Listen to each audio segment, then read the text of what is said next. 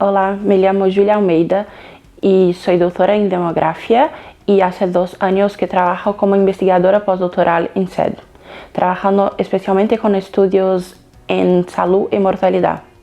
Para mí, las investigaciones demográficas son más que solo comprender la dinámica poblacional y la dinámica de los componentes demográficos, y sino comprender los cambios sociales, políticos y económicos a lo largo del tiempo.